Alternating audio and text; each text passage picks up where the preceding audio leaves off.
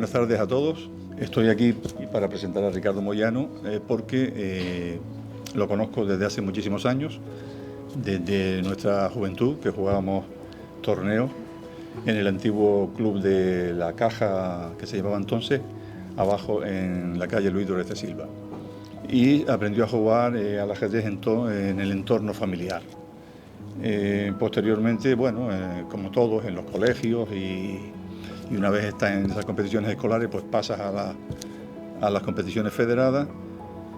Y nosotros nos conocimos pues coincidiendo también con que Larsen estaba aquí en Las Palmas, había fijado su residencia e impartió unas clases a los mejores juveniles de la época. Y jugamos en los campeonatos juveniles en varias ocasiones. A mí me gustaría, yo venía de Arucas porque yo vivía en Arucas y Ricardo vivía aquí, habían varios ajedrecistas como Sergio Cabrera, Octavio Pérez, Manuel Sosa, etc. Y yo de Arucas venía con solo un amigo un compañero ajedrecista que se llamaba Fernando Hidalgo, porque éramos los que teníamos cabida en ese campeonato juvenil. Y recuerdo, lo cuento como anécdota, ahora pasaré aquí al tablero, que Fernando, mientras veníamos en la guagua, me dice: coño, esta tarde te toca Ricardo, que es muy sólido, es un jugador que te vaya a jugar a tablas. Y digo, pues no lo sé cómo lo va a hacer, porque si él juega E4, yo voy a jugar la defensa siciliana, la variante Najdorf. Bueno, pues cuando me toca jugar con Ricardo, Fernando me decía: oye, igual te hace la defensa, igual te hace la cerrada de la defensa siciliana. Y digo, pues si me hace la cerrada, nada. Mi sorpresa fue que no, Ricardo me jugó una partida, efectivamente empezó con E4 y jugamos una defensa siciliana, pero hay un momento dado que de solidez nada. Me sacó del tablero y, lo digo sinceramente, fue una de las partidas más complicadas de mi vida. Sufrí como nadie. Esa partida, hasta el otro día, mi memoria flaqueaba y yo le dije: valiente partida me hiciste en aquella época, en el año 72. Porque acabé perdiendo aquella siciliana y tal. Y Ricardo me dijo: no perdiste, hiciste tabla.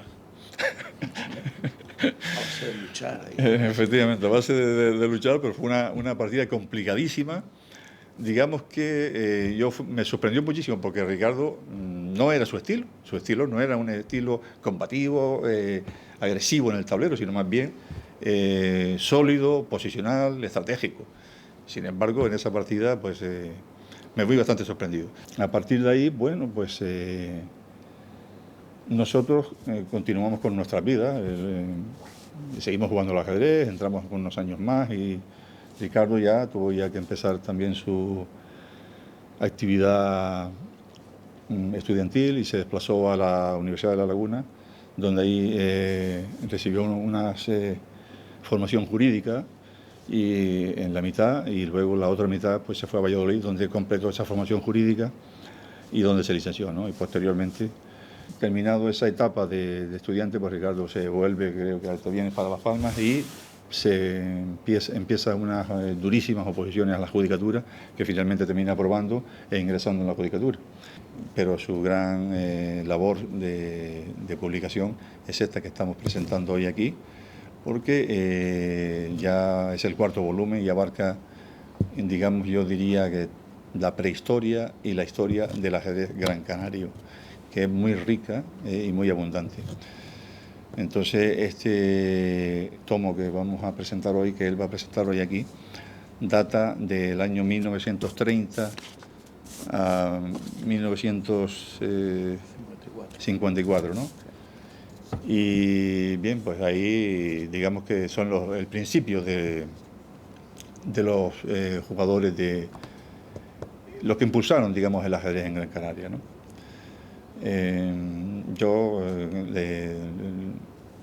La labor que hace Ricardo es, para los ajedrecistas y para quienes amamos el ajedrez, es impagable. Es una labor de investigación, de trabajo y de publicación magnífica. Me consta porque él ha hecho muchísimas entrevistas, ha consultado las hemerotecas, se ha desplazado, ha ido a hablar con familiares de fallecidos ajedrecistas, en fin, se ha movido a lo ancho y largo de la isla de Gran Canaria, de Canarias y de España para hacer este magnífico libro que hoy presentamos aquí. Así que, Ricardo, mi enhorabuena por tal libro, cuando tú quieras. Muchas gracias.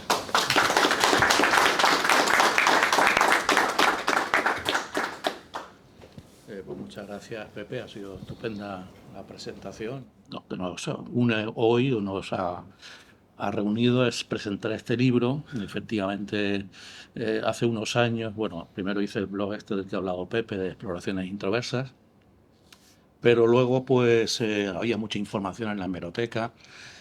Había leído el libro de Juan José Sosa sobre la época de Germán Pírez, y con todo lo que estaba leyendo tal, digo, hombre, esto convendría pues también hacer algún libro de la época de los años 50 en adelante. Fue la idea inicial mía, ¿no? Que son estos dos que están aquí, ¿no? Que sé que con Juan Ramón Jerez hace algunos años ya, y lo llamé El juego de nuestras vidas, título genérico, pero dedicado a la edad de oro del ajedrez canario, que se considera que fueron los años 70, desde los fines de los 60, 70, ¿no? La época de Marrero Portugués. Ese era el plan inicial que yo tenía y que aún no se ha terminado, porque me falta el último volumen de los últimos años 70 y espero también hablar algo de los años 80, por lo menos de los primeros, que Pepe además fue campeón de España en el año 83 y eso no lo podía dejar atrás, ¿no? Falta ese último volumen, pero claro, yo había arrancado en esa época dorada, que decimos así, que comenzó con Pierre Dumesnil, pero luego digo, hombre, parece que esto se va a quedar cojo si no dedico, aunque sea unas páginas, a lo que hubo antes de esa época. Porque el ajedrez de competición no empezó en el año 55, con Pierre. Empezó en los años 30, ¿no? Unas décadas más atrás. Esa época que decía Pedro Lescano, la prehistoria del ajedrez canario, ¿no? Él decía, Pierre Dumesnil, los años 50 son la historia, pero antes hubo una prehistoria, una cosa muy reducida, o así, un poco la edad de piedra casi, ¿no? Él hablaba de esa manera que yo creo que es muy exacta, ¿no? El salto de la prehistoria a la verdadera historia. Pero esa prehistoria también merecía un poco de atención, pensé. Y este es el libro que tenemos, ¿no? O sea que al final me ha remontado, como decían en el cine, a una precuela, ¿no? Una precuela, una cosa que se hace después de la película, pero de una época anterior a eso.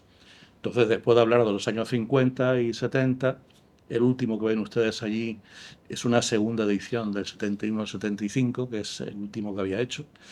Pero ahora he ido más atrás y sacamos este, que se parece mucho a la portada, pero este es el de la música del Parque San Telmo, y este es el Hotel Santa Catalina, de los años 70, los torneos internacionales, todo lo que comentaba antes Pepe, ¿no? Este, en cambio, se dedica al ajedrez en el Parque San Telmo, a lo que fue el principio del ajedrez de competición en Las Palmas. Pero quería abordar, aunque sea, es un libro pues no muy gordo, la verdad, comparado con los otros, tampoco hubo mucho ajedrez. O sea, abarca 25 años y sin embargo tampoco hay mucho que decir, o no tanto como en las otras épocas, ¿no? Pero sí era un ajedrez que merecía la pena contar, ¿no? Y este es el objetivo de este libro. Como he dicho, la auténtica prehistoria de nuestro ajedrez, pero también cuando lo escribí y lo fui investigando, también aprovechando el libro, como he dicho antes, de Juanjo, ¿no? De Juan José Sosa, que me vino muy bien porque tenía mucha información de esta época, pues me di cuenta que era un ajedrez muy romántico, ¿no? Esa época es muy romántica, no solo por la manera en que jugaban ellos, a lo mejor más agresiva, más de aperturas abiertas, etcétera, sino también por el propio espíritu de esa época. Un espíritu de pioneros, de dificultad para jugar, de guerra civil, guerra mundial, que atravesaron esas épocas. Las Palmas estaban muy atrasadas. Es la época en que llega Alekhine, el campeón del mundo ya casi moribundo, ¿no? 4 meses antes de morir, da unas simultáneas en Canarias y una de ellas precisamente en Las Palmas, ¿no? Entonces es una época muy romántica, muy bonita para contar y bueno, para leerla también y saber un poco cómo empezó esto aquí, ¿no? Pienso que hay 3 generaciones que hubo de jugadores en este tiempo. Una primera, que fue el verdadero arranque, bueno, y me remonto aquí un poco más atrás, ¿no? A Manuel Golmayo, que fue el primer campeón de España que ha existido, vino a dar una simultánea en el club inglés. Ese fue el primer hito que realmente se recuerda aquí un poquito de, digamos, de organización del ajedrez, ¿no? Y luego hay alguna pequeña cosa más, pero hasta los años 30 no surge una cierta organización. Entonces viene esta primera generación, que son pues el psiquiatra O'Sanahan, el teniente coronel, que luego fue muy importante, entonces era muy joven, Ramón Rúa Figueroa, que fue el primer presidente de la Federación de Las Palmas en los años 40, y Ildefonso Gallardo. Bueno, hay algunos más, Álvaro de Mendizábal, que era un alto funcionario de Hacienda y es el presidente de esta sociedad. Este es el primer germen del ajedrez organizado aquí. Es el gabinete literario y este grupo de personas que son de la burguesía culta de Las Palmas, son todos socios del gabinete literario, de una sociedad elitista, y ellos tienen un espíritu, sin embargo, humanista. Y esto se ve muy curiosamente. Bueno, el reglamento, el primer torneo que se juega en Las Palmas en los años 30, dice que se abre a todos los aficionados al ajedrez y sin distinción de género, dice, ¿no? Hoy hablamos del ajedrez femenino, tal, pero entonces no había mujeres que jugaran. Entonces ellos ponen, no, que también pueden jugar mujeres, no se apuntó a ninguna, ¿no? Pero estaba abierto el reglamento a las mujeres también.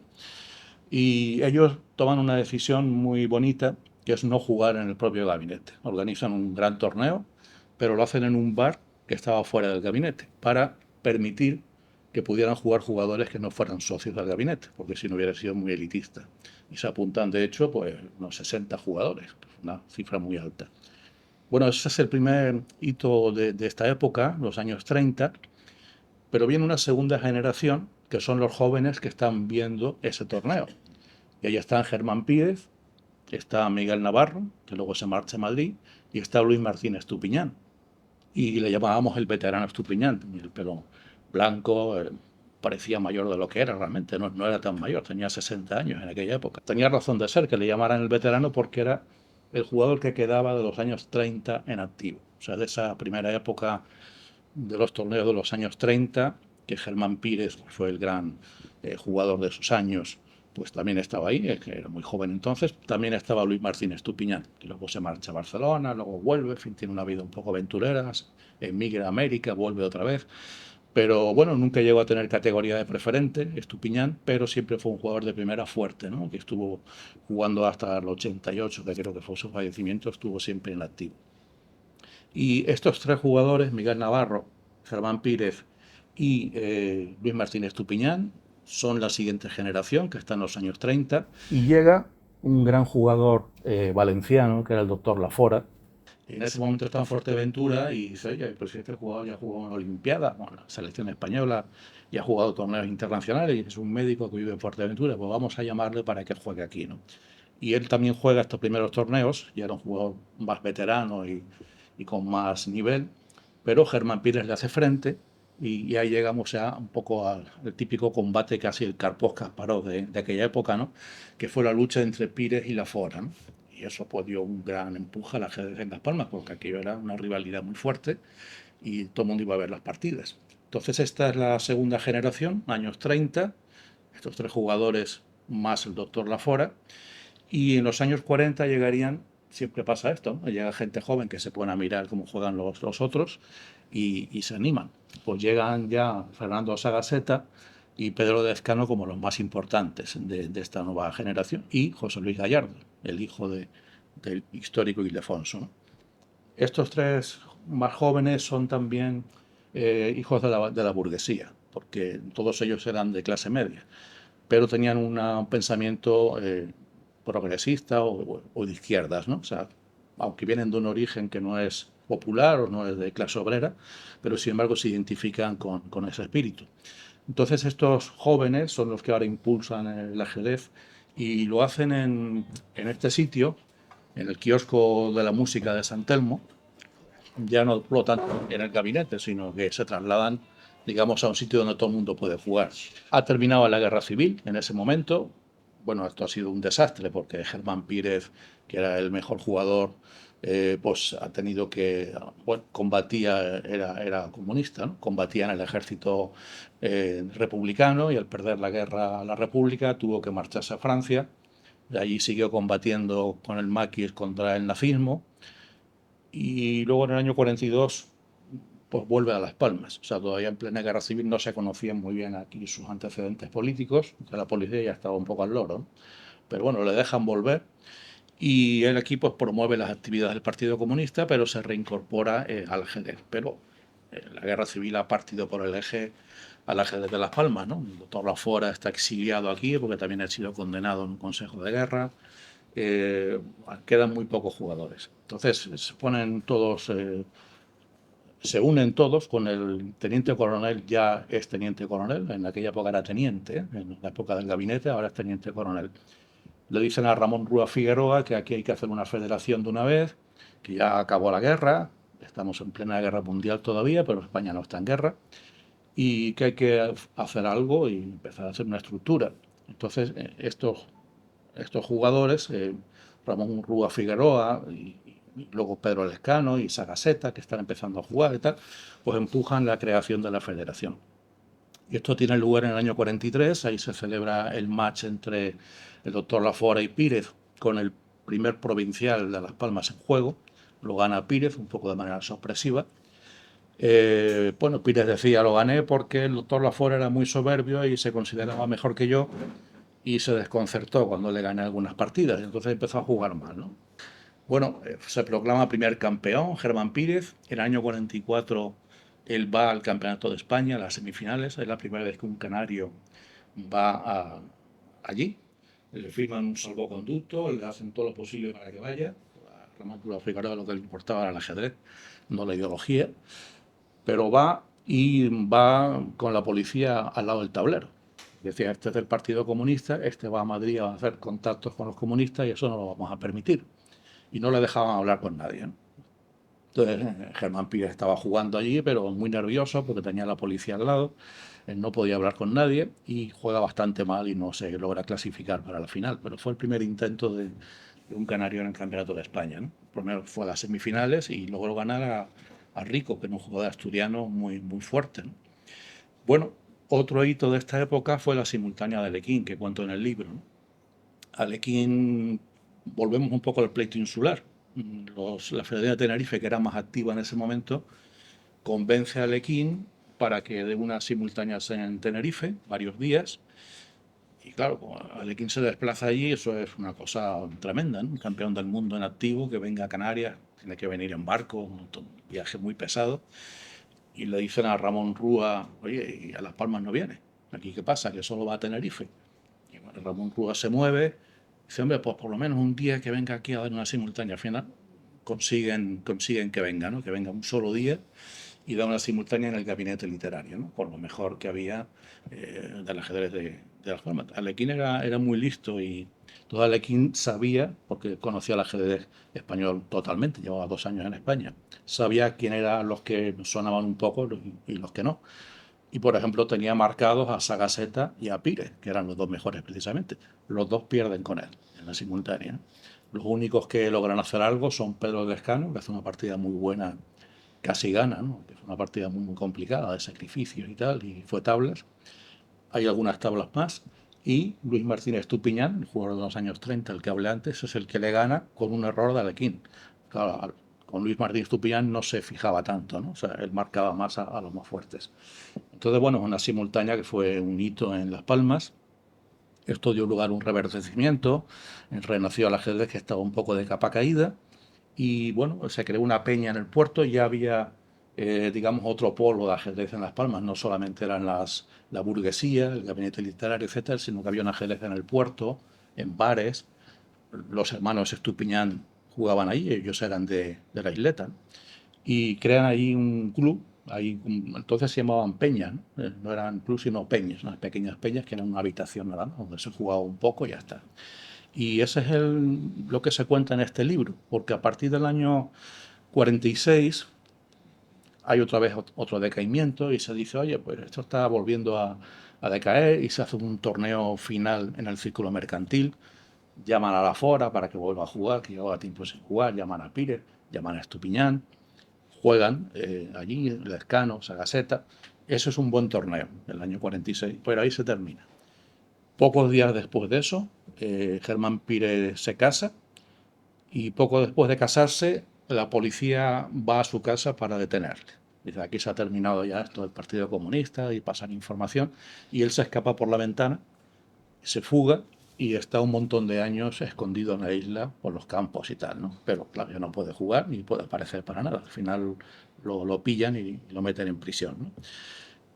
Con lo cual ahí se acaba el ajedrez de competición aquí, porque ya Ramón Rúa Figueroa se desentiende, ya no se organizan más torneos y ya pues pasamos otra vez al ajedrez de bares se sigue jugando en el Parque San Telmo, pero de manera informal, y ya no hay más torneos. O sea, los torneos del kiosco de la música, los del gabinete, ese del círculo mercantil, la simultánea de Alequín, eso es prácticamente lo que hubo en esa época.